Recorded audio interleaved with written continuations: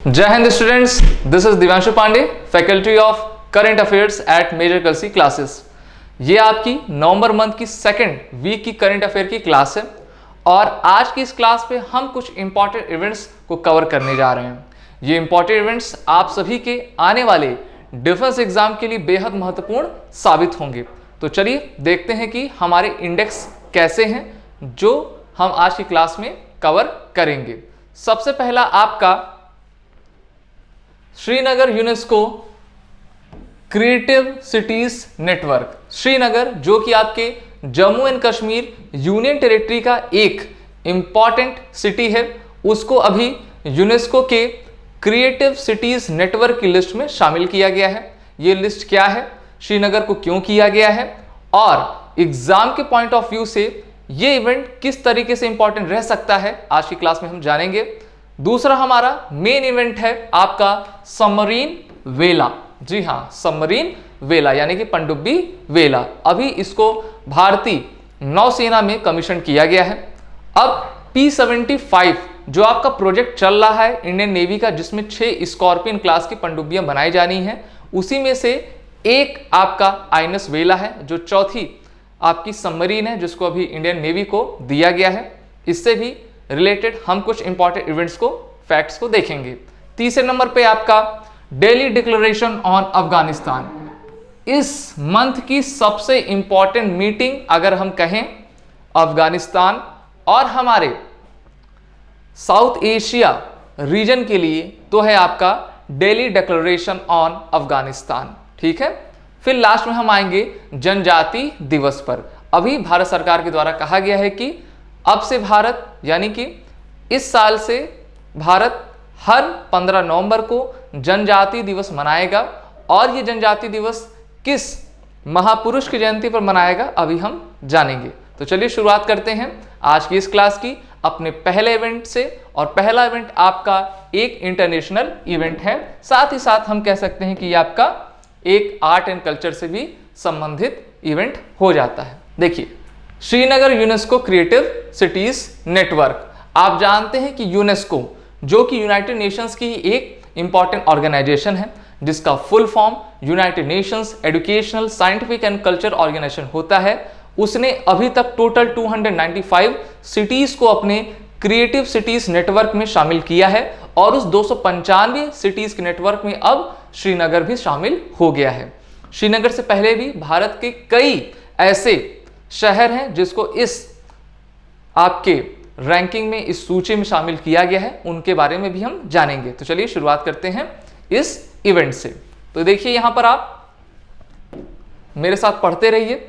ये क्लास और ये पीपीटी आपका English as well as Hindi दोनों ही मोड पे है। तो सबसे पहले आप स्क्रीनशॉट ले लीजिए, उसके बाद हम शुरुआत करते हैं आज की क्लास की। तो यहां पर देखिए, Recently, the United Nations Educational, Scientific and Culture Organization designated Srinagar as a part of UNESCO Creative Cities Network. Okay, तो यूनेस्को के द्वारा श्रीनगर को इस सूची में शामिल किया गया है। और इससे पहले कौन कौन सी ऐसी इंडियन सिटीज है जिनको इसमें शामिल किया गया, ये हैं आपकी मुंबई, चेन्नई, हैदराबाद, वाराणसी, जयपुर। अब किसका नंबर आ गया है आपका श्रीनगर का, यानी कि टोटल आपके 6 शहरों को इस यूनेस्को की क्रिएटिव सिटीज नेटवर्क में शामिल कर लिया गया है। अब श्रीनगर को क्यों शामिल किया गया है, यह भी जानने योग्य बात होती है। तो यहां पर आप देखिए की पॉइंट्स में, about the Srinagar cities has been designated the creative city in the field of crafts and folk art. तो आपसे क्वेश्चन पूछा जा सकता है कि किस सब्जेक्ट में श्रीनगर को जो है इस यूनेस्को के लिस्ट में शामिल किया गया है। तो यह है आपका field of craft and folk arts. ठीक है, क्योंकि वहां का जो आर्ट एंड क्राफ्ट है, फॉल्क आर्ट है, बहुत ही प्रसिद्ध है। इस कारण से उसको प्रिजर्व करने के लिए, कंजर्व करने के लिए और उसको और भी फैसिलिटेट करने के लिए इस श्रेणी में श्रीनगर को लाया गया है। It will not give global recognition to the Srinagar but also help in the international funding tie up with the craft universities. यानी कि इससे सिर्फ श्रीनगर को आपका ग्लोबल रिकॉग्निशन यानी कि ख्याति नहीं प्राप्त होगी, बल्कि श्रीनगर वैश्विक पटल पर बड़े देशों के द्वारा वित्तीय सहायता प्राप्त कर सकेगा और अपने आर्ट एंड क्राफ्ट को, फोल्क आर्ट्स को और भी बढ़ा सकेगा। तो ये सबसे इंपॉर्टेंट बात है भारत के पर्सपेक्टिव से। और हम जानते हैं कि जो हमारा जम्मू कश्मीर है वो आपके ट्रैवल एंड टूरिज्म पर डिपेंड है, और अगर हमें अपने टूरिज्म को बढ़ाना है तो हमें यूनेस्को की जितने भी वर्ल्ड हेरिटेज साइट्स होती हैं, यूनेस्को की आपकी क्रिएटिव सिटीज नेटवर्क की लिस्ट होती है, उसमें शामिल होना होता है। आगे बढ़ते हैं। With this the capital of Jammu and Kashmir Srinagar enter the club of 295 creative network list across the world, यानी कि टोटल पूरे विश्व में 295 सिटीज को क्रिएटिव सिटीज की लिस्ट में शामिल किया गया है, जिसमें अब भारत के 6 शहर शामिल हैं। और रिसेंटली कौन शामिल हो गया है? आपका श्रीनगर शामिल हो गया है। अब चलिए, इसका एप्लीकेशन किसके द्वारा दिया जाता है कि हमारे ये शहर हैं जो कि फॉल्क में, आर्ट में, क्राफ्ट में बेहतर हैं, तो ये आपकी यूनियन मिनिस्ट्री ऑफ कल्चर के द्वारा दिया जाता है। आगे बढ़े, इस लिस्ट के बारे में हम जानते हैं। यूनेस्को क्रिएटिव सिटीज नेटवर्क, इसकी स्थापना 2004 में की गई थी और इसका एम क्या था? जितने भी आपके वर्ल्ड में शहर हैं उनमें कौन कौन से सब्जेक्ट्स हैं जो कि वहाँ के लोगों को, वहाँ के टूरिज्म को, वहाँ के ट्रेड को, इकोनॉमी को बढ़ा सकते हैं, उनको इसमें शामिल किया जाता है। साथ ही साथ वो सस्टेनेबल डेवलपमेंट गोल में कैसे मदद करते हैं। उसके बाद sustainable development goals aim for sustainable cities and community, क्योंकि आप जानते हैं कि इंडस्ट्रियलाइजेशन, अर्बनाइजेशन तेज गति से पूरे विश्व में हो रहा है और इसीलिए हमें SDG गोल्स को अपनाना ही होगा। इस कारण से वर्ष 2004 में इस क्रिएटिव सिटीज नेटवर्क की एक सूची जारी की गई थी और इसमें हर साल किन्हीं न किन्हीं शहरों को इसमें शामिल किया जाता है। फिर इंडियन सिटीज ऑन UCCN, तो जैसा कि मैंने बताया श्रीनगर को लिया गया है। किस में लिया गया है? क्राफ्ट्स एंड फोल्क आर्ट्स में। अगर आपसे पूछ ले तो आप बता सकें। मुंबई को फिल्म में लिया गया है, क्योंकि आप जानते हैं कि जो मुंबई है उसको फिल्म इंडस्ट्री भारत का कहा जाता है, बॉलीवुड इंडस्ट्री। वैसे तो साउथ इंडिया में भी चलती है, लेकिन फिल्म उद्योग के जगत में मुंबई का एक बड़ा नाम है, इसलिए मुंबई को जो है इस लिस्ट में शामिल किया गया है। उसके बाद हैदराबाद गैस्ट्रोनॉमी में, गैस्ट्रोनॉमी क्या होता है? जैसे फूड ना, food eating food habits, food को बनाने की कला, उसमें हैदराबाद को शामिल किया गया है। Chennai creative city of music, creative city of music. Jaipur crafts and folk, तो जयपुर और आपका श्रीनगर एक तरीके से लिंक है। फिर वाराणसी, इसको भी क्रिएटिव सिटी ऑफ म्यूजिक में लिया गया है, यानी कि आपका चेन्नई वाराणसी के एक सब्जेक्ट हैं। साथ ही साथ श्रीनगर और आपका जयपुर के भी एक सब्जेक्ट है। ठीक है, फिर हम बात करते हैं, अगर मुंबई की तो फिल्म पे आता है और हैदराबाद की तो गैस्ट्रोनॉमी पे आता है। इसके बाद आगे बढ़ें, अब जानेंगे कि ये जो लिस्ट आपके जिस संस्था के द्वारा जारी करवाई जाती है, जिसका नाम आपका यूनेस्को है, उसके बारे में भी क्वेश्चन बहुत ज्यादा पूछे जाते हैं। तो चलिए यूनेस्को के बारे में जानते हैं। यूनेस्को का फुल फॉर्म आपने जान ही लिया है, इसका हेडक्वार्टर कहाँ पे है, ये क्या काम करता है, कौन कौन से मेजर रिपोर्ट्स, प्रोग्राम्स जारी किए जाते हैं, ये भी जानना आप सभी डिफेंस एस्पिरेंट के लिए बेहद इंपॉर्टेंट है। तो ये देखिए, ये यूनाइटेड नेशंस की एक स्पेशलाइज्ड एजेंसी है, ठीक है, जिसका काम क्या है कि it seeks to build peace through the international cooperation in education, science and culture. इसकी स्थापना 1945 में की गई थी। आप जानते हैं कि 1945 में यूनाइटेड नेशंस भी बना था, तो यूनाइटेड नेशंस ने यूनेस्को को भी बनाया था। ठीक है, उसकी एक इंपॉर्टेंट बॉडी है, एंटिटी है, ऑर्गेनाइजेशन है। फिर मेजर इनिशिएटिव्स ऑफ यूनेस्को, तो यूनेस्को के द्वारा कौन कौन से मेजर इनिशिएटिव्स चलाए जा रहे हैं? तो सबसे पहला मैन एंड बायोस्फीयर प्रोग्राम, दूसरा वर्ल्ड हेरिटेज प्रोग्राम। आप जानते हैं कि भारत में भी मोर देन 40 आपके वर्ल्ड हेरिटेज साइट्स हैं। Global geo park network, network of creative cities, जिसके बारे में अभी हम पढ़ रहे थे। और फिर Atlas of world language in danger. तो ये कुछ मेजर प्रोग्राम्स, इनिशिएटिव्स यूनेस्को के द्वारा चलाए जा रहे हैं। अब भारत के संदर्भ में देख लेते हैं कि भारत के संदर्भ में क्या चीजें हैं और कौन कौन सी रिपोर्ट्स हैं जिसको यूनेस्को प्रकाशित करता है। तो देखिए, पहला यूनेस्को साइंस रिपोर्ट, दूसरा ग्लोबल एजुकेशन मॉनिटरिंग रिपोर्ट और तीसरा state of the education report on India, इसको इस साल अभी जारी किया गया है, जिसमें भारत के एजुकेशन के संदर्भ में अच्छे से व्याख्यान दिया गया है। तो ये कुछ रिपोर्ट्स हैं, ठीक है। तो अगर आपसे क्वेश्चन पूछ लिया जाए कि ग्लोबल एजुकेशन मॉनिटरिंग रिपोर्ट किसके द्वारा जारी की जाती है, तो यह है आपका यूनेस्को। तो जहां पे ग्लोबल है और एजुकेशन है तो वो यूनेस्को से रिलेटेड रहेगा। भारत के परिप्रेक्ष्य में देखेंगे state of the education report for India, तो ये भी यूनेस्को के द्वारा जारी किया जाता है। आप जानते हैं कि भारत की 74.04% पॉपुलेशन लिटरेट है according to the census of 2011। अभी हमारा सेंसस तैयार हो रहा है और ये भारत का पहला डिजिटल सेंसस होगा, ठीक है। अभी जब आ जाएगा अगले साल तक तो हम उसके बारे में चर्चा करेंगे। चलिए आगे बढ़ें। अब देखिए डिफेंस से रिलेटेड कुछ इंपॉर्टेंट इवेंट।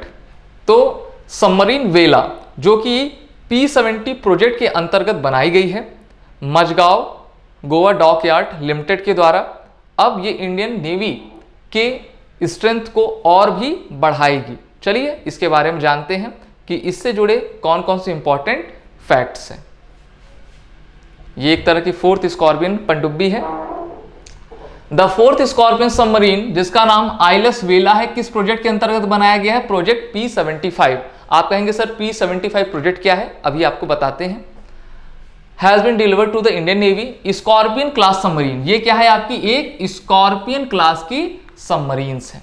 स्कॉर्पियन देखिए, इंडियन नेवी आपके सबमरीन्स की क्षमता में बहुत ही पीछे है, चाइना से तो हम बहुत पीछे हैं ना, और हमको थ्रेट भी रहता है। साथ ही साथ इंडियन ओशियन, अरब ओशियन, अरबियन सी को, साथ ही साथ हमारे बे ऑफ बंगाल, अंडमान सी को प्रोटेक्ट करने के लिए, हमारे ट्रेड को बढ़ाने के लिए, उनको सिक्योर करने के लिए हमें एक बेहतर नेवी चाहिए, और नेवी के लिए सबसे ब्रह्मास्त्र होता है आपका सबमरीन्स।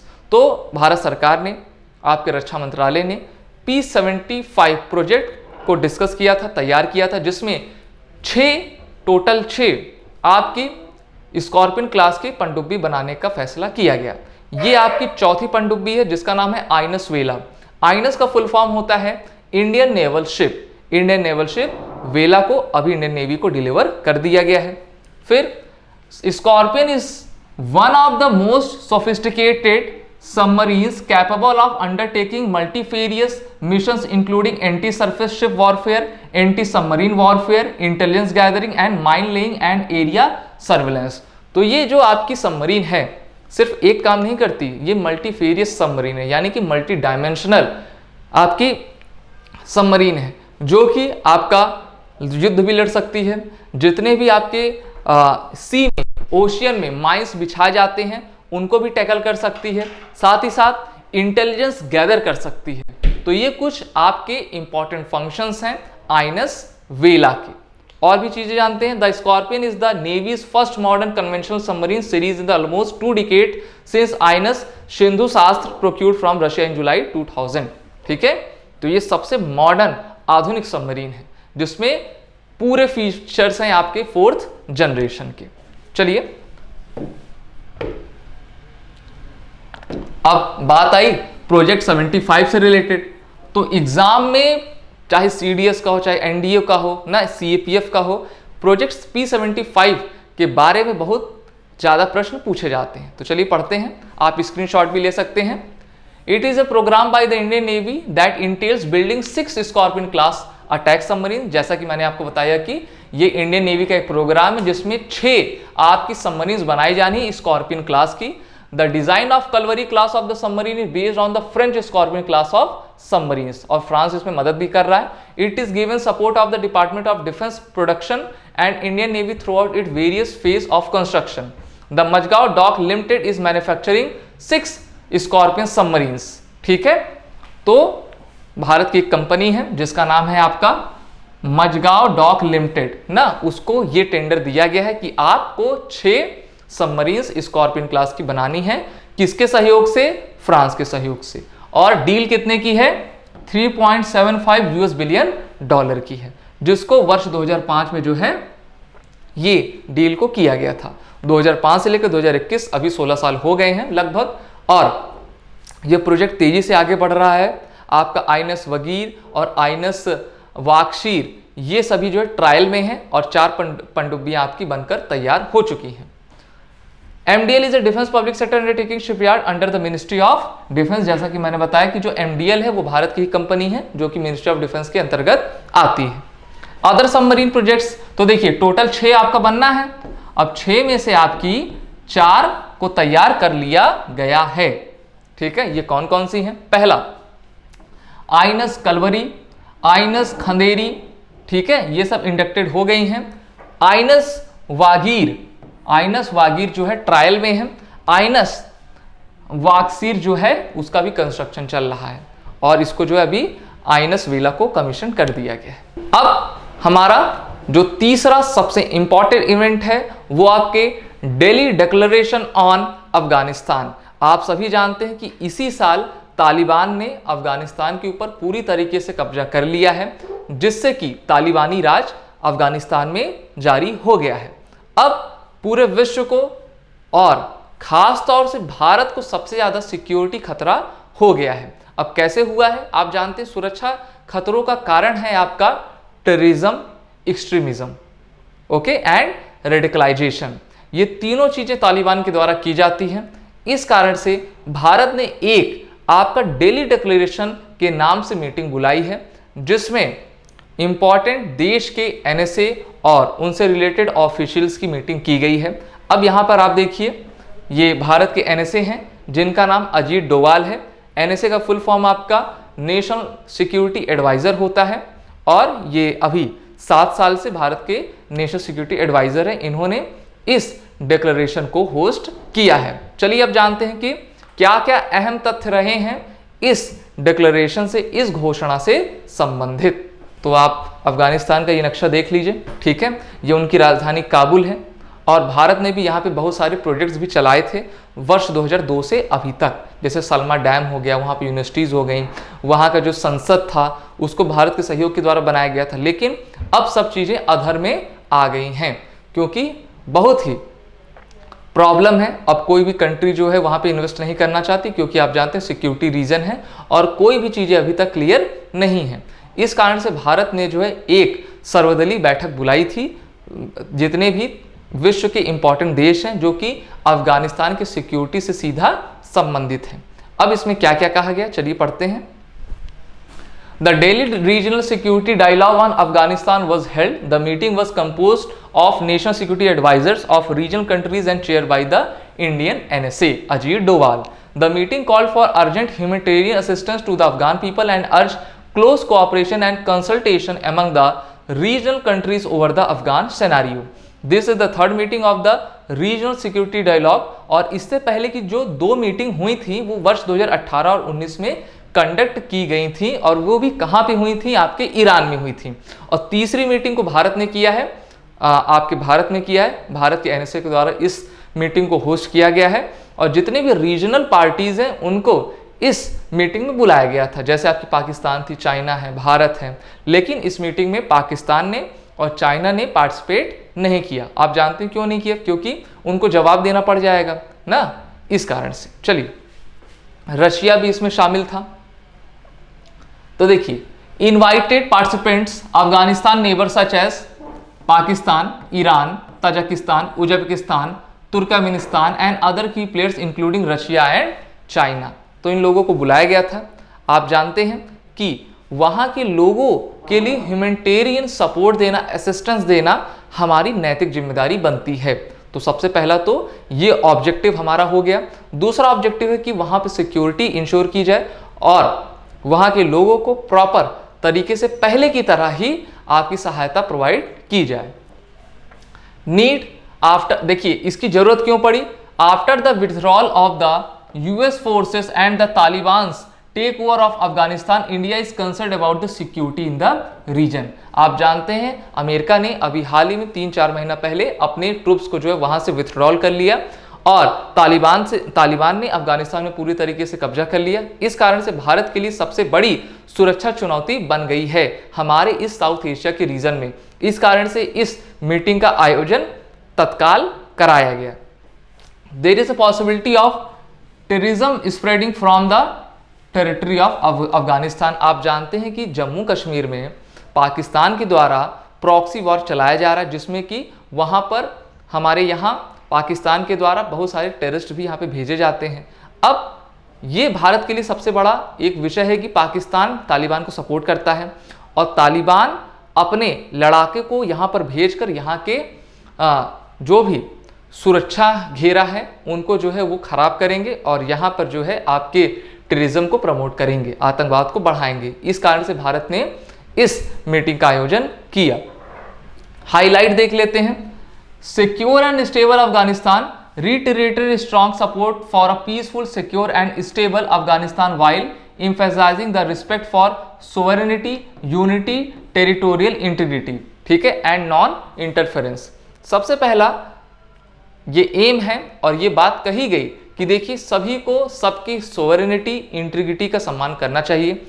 किसी भी देश को किसी भी देश के पॉलिटिकल मैटर्स पर राय नहीं देनी चाहिए। साथ ही साथ कोई भी देश किसी दूसरे देश को ऐसा समर्थन ना करे जिससे कि कोई तीसरा देश पीड़ित हो सके आपके टेररिज्म या फिर ड्रग ट्रैफिकिंग के द्वारा। उसके बाद कंडेमिंग टेररिज्म, सभी ने टेररिज्म को कंडेम किया, लेकिन आपके दो ऐसे देश थे, आपका तुर्कमेनिस्तान, उज्बेकिस्तान, जिन्होंने टेररिज्म का नाम नहीं लिया था, फिर भी उन्होंने कहा था कि हाँ सिक्योरिटी चैलेंजेस तो है ही है अफगानिस्तान के लिए भी, साथ ही साथ उसके नेबरिंग पार्टनर्स के लिए भी। यहां पर आप देखिए इंश्योरिंग फंडामेंटल राइट्स। अब अफगानिस्तान में फंडामेंटल राइट्स का एक बड़ा प्रॉब्लम है, क्योंकि आप जानते हैं कि अफगानिस्तान में जो है विमेन प्रोटेक्शन नहीं दिया जाता है। तो फंडामेंटल राइट्स है एजुकेशन राइट, कलेक्टिव कोऑपरेशन जैसे radicalisation, extremism, separatism, drug trafficking वहां से सबसे ज्यादा की जाती है, तो इस पर भी सबको ध्यान देना है। Creative role of United Nations, सिर्फ रीजनल पार्टीज ही नहीं बल्कि अफगानिस्तान पूरे विश्व के लिए एक खतरा बन सकता है अगर हमने वहां पर जाकर ठीक तरीके से अपनी पॉलिसी को इम्प्लीमेंट नहीं किया तो। इस कारण से यूनाइटेड नेशन का भी एक अहम रोल है। इस डिक्लेरेशन में ये सभी बातें कही गई हैं। Responses by the regional countries, तो रशिया ने कहा है कि देखिए कोई ऐसा तीसरा देश ना आ जाए जो कि यहां पर आके मैटर को कॉम्प्लिकेट कर दे। रशिया का मेन फोकस किस पे था? अमेरिका पे था, तो उन्होंने अमेरिका से संबंधित ये बात कही। पाकिस्तान चाइना को बुलाया तो गया लेकिन ये इस मीटिंग से बाहर ही रहे। फिर बात करते हैं उज्बेकिस्तान और तुर्कमेनिस्तान की, तो इन्होंने भी कंडेम किया लेकिन टेररिज्म का वर्ड यूज नहीं किया। बाकी सब सपोर्ट में थे कि हाँ किसी भी तरीके से टेररिज्म, रेडिकलाइजेशन, ड्रग ट्रैफिकिंग ना ये सब नहीं होनी चाहिए और वहां पर पीस, सिक्योरिटी, स्टेबिलिटी इंश्योर कराई जानी चाहिए। तो एक बड़ी बात यहां पर कही गई है। अब देखते हैं अदर अफगान पीस प्रोसेस। तो दिल्ली डिक्लेरेशन तो ये भी एक अहम आपकी घोषणा थी। साथ ही साथ और क्या क्या चीजें चल रही हैं जो कि अफगानिस्तान में पीस को काउंटर करेंगे, पीस को जो है देंगी। ट्रॉइका, देखिए ट्रॉइका में जो आपके अमेरिका, रशिया और चाइना, पाकिस्तान शामिल हैं जो कि अफगानिस्तान की सुरक्षा के लिए प्रतिबद्ध हैं। फिर मॉस्को फॉर्मेट, मॉस्को कहाँ पे है? मॉस्को जो है आपकी रशिया की राजधानी है। इसको जो है रशिया के द्वारा वर्ष 2017 में सेटअप किया गया था जिससे कि अफगानिस्तान में पीस एंड सिक्योरिटी स्टैब्लिश की जा सके। It is a 6 party mechanism, it involve Russia, India, Afghanistan, Iran, China, Pakistan. ठीक है, तो ये आपका है मॉस्को फॉर्मेट ऑन अफगानिस्तान। साथ ही साथ ट्रॉइका बनाया गया और दिल्ली डिक्लेरेशन बनाया गया। तो सभी देश अपना अपना ग्रुप बना के सिक्योरिटी और पीस को सुनिश्चित कर रहे हैं, लेकिन अभी तक इसमें कोई भी खास कामयाबी इन सभी को नहीं प्राप्त हुई है। ठीक है, आगे बढ़ें, आज के लास्ट इवेंट पे हम चलते हैं। तो ये है आपका जनजाति दिवस। जनजाति दिवस भारत सरकार के द्वारा कहा गया है कि अब बिरसा मुंडा की जन्म जयंती जो कि हर साल 15 नवंबर को होती है, उस पर भारत जो है हर साल जनजाति दिवस का आयोजन करेगा। ओके, तो यहां पर आप देखिए honouring the tribal freedom fighters of India. ठीक है, ये आपके आदिवासी मूवमेंट के सबसे बड़े नायक थे Birsa Munda. 15 November declare as Janjati Gaurav Divas to commemorate the birth anniversary of Bhagwan Birsa मुंडा। तो भगवान बिरसा मुंडा की ख्याति उपाधि इनको दी जाती है। The union cabinet has approved 15 November as Janjati Divas to commemorate the birth anniversary of tribal leader Birsa Munda every year on 15 November. और इस साल आप जान रहे हैं कि भारत सरकार के द्वारा भारत का आज़ादी का अमृत महोत्सव मनाया जा रहा है, क्योंकि भारत को आज़ाद हुए अब 75 साल हो चुके हैं। ठीक है, की पॉइंट्स देखते हैं। The Janjati Divas will be celebrated every year to recognise the efforts of the tribal in the preservation of culture heritage and promotion of Indian values of national pride valour and hospitality.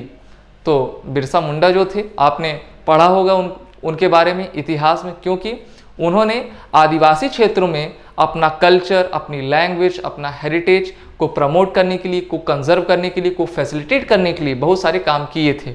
इसीलिए उनको भगवान की उपाधि भी दी जाती है।